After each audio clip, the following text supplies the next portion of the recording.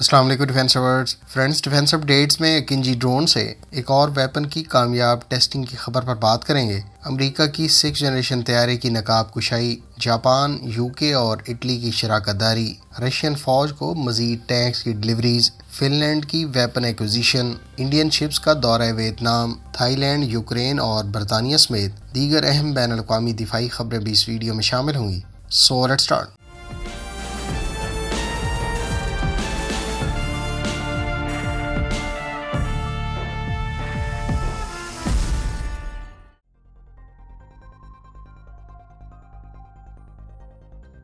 Friends, ترک company baker کے تیار کردہ اکینجی ڈرون سے ایسلسان کے منیچر بوم کو کامیابی سے ٹیسٹ کیا گیا ہے۔ ایسلسان کے تیار کردہ اس بوم کو ٹیوبی ٹیک سیج کی گائیڈنس کٹ کی بدولت پریسیشن گائیڈڈ منیشن بنانے میں مدد ملی ہے۔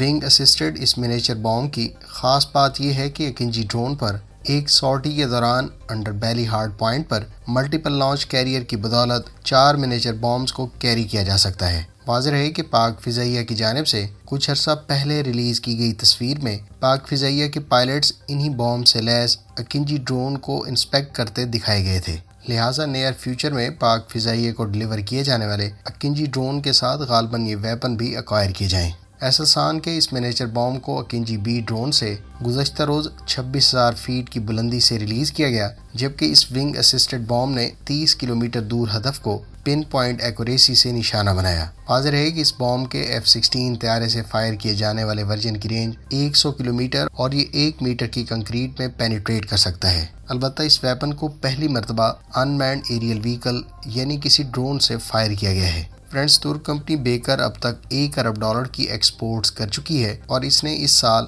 یعنی 2022 تک 25 ممالک کے ساتھ TB2 ڈرونز اور 5 ممالک کے ساتھ اکینجی ڈرون سے متعلق کانٹریکٹ سائن کیے ہیں۔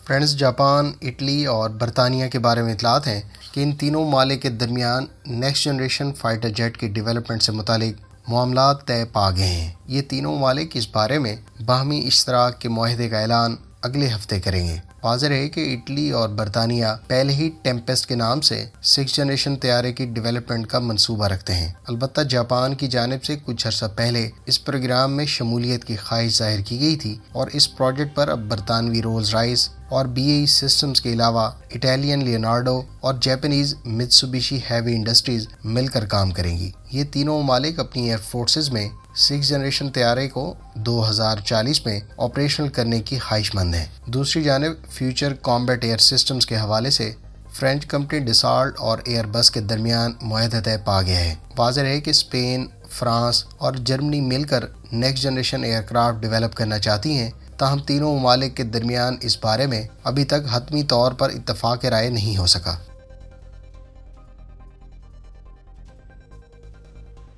فرینڈز، گزشتہ روز امریکی کمپنی نارتھروپ گرومن نے اپنا 6 جنریشن B-21 ریڈر اسٹیلتھ بمبار طیارہ انویل کر دیا ہے۔ B-21 7 سالوں سے انڈر ڈیولپمنٹ ہے اور گزشتہ روز انویل کیا جانے والا طیارہ اس کا پہلا پروٹوٹائپ ہے۔ اس ایئر کرافٹ کو T1 یا ایئر کرافٹ نمبر 001 کا نام دیا گیا ہے اور یہ اس وقت گراؤنڈ ٹیسٹنگ کے پروسیس سے گزر رہا ہے۔ اطلاعات کے مطابق اس وقت ٹوٹل 5 B-21 پروڈکشن کی مختلف سٹیجز پر ہیں۔ ماہرین کے مطابق B-21 futuristic looking year craft ہے اور بظاہر یہ B-2 اسٹیلتھ بمبار طیارے سے مماثلت رکھتا ہے۔ اس میں خاص طور پر اسٹیلتھ ٹیکنالوجی کے اعتبار سے کافی توجہ دی گئی ہے، جبکہ یہ B-2 سے سائز میں کچھ کم ہے، لہٰذا اس کی پے لوڈ کیپیسٹی بھی یقینی طور پر B-2 سے کم ہوگی۔ البتہ اس کا نوز ویل ڈور B-2 سے ڈیفرنٹ ہے، جبکہ B-21 کو لائٹ گرے کلر میں شو کیس کیا گیا۔ B-21 میں یقینی طور پر کئی طرح کے نئے سسٹمز اور لیٹسٹ ٹیکنالوجیز کا استعمال ہمیں دیکھنے کو ملے گا، کیونکہ B-2 کو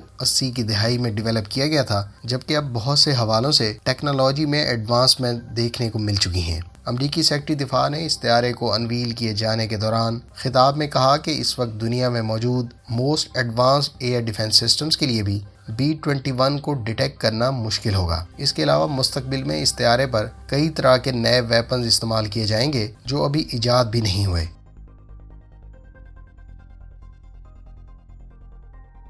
فرینڈز، روس پر عائد مالی پابندیوں کے باوجود روسی کمپنی نے رشین آرمی کو T-72 مین بیٹل ٹینک کا ماڈرنائز ورژن ڈیلیور کر دیا ہے۔ رشین فوج کو T-72 کا B-3M ورژن ڈیلیور کیا گیا ہے۔ واضح ہے کہ T-72 مین بیٹل ٹینک کو روسی فوج کی بیک بون سمجھا جاتا ہے، جبکہ یوکرین جنگ کے آغاز سے پہلے تک روس کی فوج 3300 سے زائد T-72 ٹینک استعمال کر رہی تھی، جس میں 850 T-72B3 اور 520 لیٹسٹ ویریئنٹ T-72B3M شامل تھے۔ مختلف ویسٹرن میڈیا سورسز کا دعویٰ ہے کہ روس کے یوکرین جنگ کے دوران اب تک 240 T-72B3 اور 190 T-72B3M ٹینک تباہ ہو چکے ہیں۔ واضح ہے کہ لیٹسٹ ورژن میں پروٹیکشن اور لیتھیرٹی کے حوالے سے خاص طور پر امپرومنٹس کی گئی ہیں۔ B3M ورژن 4 کلومیٹر رینج رکھنے والے sniper anti tank guided missile کو بھی فائر کر سکتا ہے۔ دوسری جانب بیلاروس کی طرف سے ڈونیٹسک ریجن میں برسر پیکار روسی فوج کو تقریباً 50 کے قریب T-72 ٹینک فراہم کیے گئے ہیں۔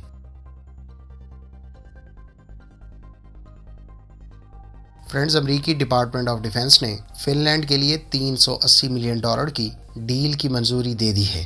فن لینڈ اس ڈیل کے تحت امریکہ سے short range man portable Stinger air defence missile خریدنا چاہتا ہے۔ خیال رہے کہ امریکہ نے اب سے چند روز پہلے ہی فن لینڈ کے لیے تقریباً اتنی ہی مالیت کے جوائنٹ اسٹینڈ آف ویپن اور AIM-9X year to year missiles کی فروخت کی منظوری بھی دی تھی۔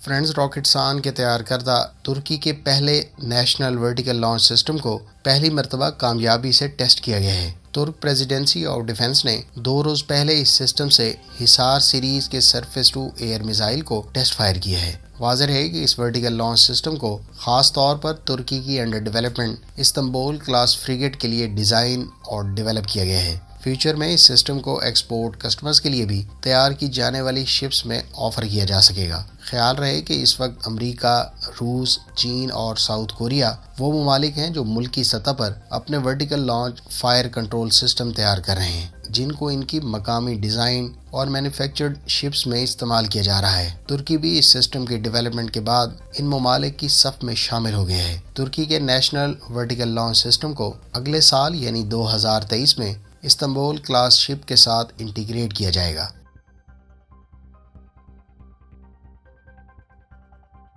فرینڈز، انڈین نیوی کی 2 شپس نے 2 دسمبر کو ویتنام کا دورہ کیا ہے۔ انڈین نیوی کے مطابق اس دورے کا مقصد دونوں ممالک کی نیویز کے درمیان باہم تعلقات کے 50 سال مکمل ہونے کی اینیورسری ہے۔ واضح ہے کہ انڈیا ویتنام کو اپنا موسٹ ٹرسٹڈ فرینڈ اور اتحادی قرار دیتا ہے، جبکہ انڈین نیوی ویتنام کی نیوی کے 500 سے زائد پرسنل کو اپنی کلو کلاس سب مرین پر تربیت بھی دے چکی ہے۔ یاد رہے کہ ویتنام نے 2014 میں روس سے کلو کلاس سب مرین اکوائر کی تھی، جبکہ انڈین نیوی 80 کی دہائی سے اس رشین ساختہ سب مرین کو استعمال کر رہی ہے۔